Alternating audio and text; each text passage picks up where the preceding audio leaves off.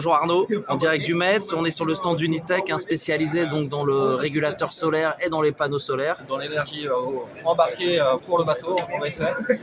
Et Arnaud va nous présenter leur dernier produit qu'ils présentent au Metz justement. Bonjour à tous, donc là on est au Metz.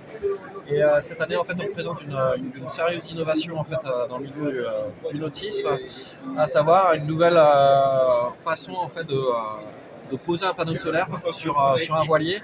Donc, historiquement, il y avait deux façons qui étaient un peu propres à Unitech de poser un panneau solaire, soit sur le balcon, soit sur le portique. Et après, la troisième façon était d'utiliser en fait, des panneaux dits fins, souvent posés sur du bimini, avec les contraintes que ça engendre, à savoir des panneaux qui sont souvent en contrainte, qui sont en flexion, en torsion, et donc ce qui fait que les panneaux sur la durée dans le temps était contrainte à cause de cela. Donc du coup, qu'est-ce que vous avez inventé alors? Pour cela, en fait, on a réfléchi sur comment poser en fait un panneau solaire sur un bimini, et on a enfin trouvé une solution.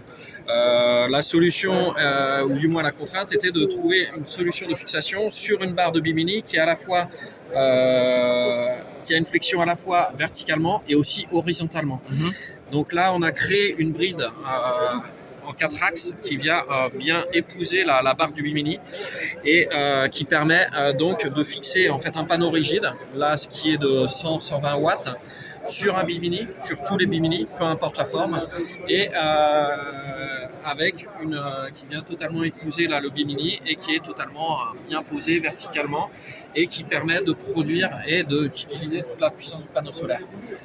Grâce à ça, le panneau, comme tous les panneaux rigides, le panneau a une bonne ventilation et en termes de performance, en plus de la durée dans le temps, ça permet de produire 20 à 30% de production en plus par rapport à un panneau dit fin qui est lui posé directement sur le bimini et qui a des problèmes de ventilation et donc qui perd de la puissance.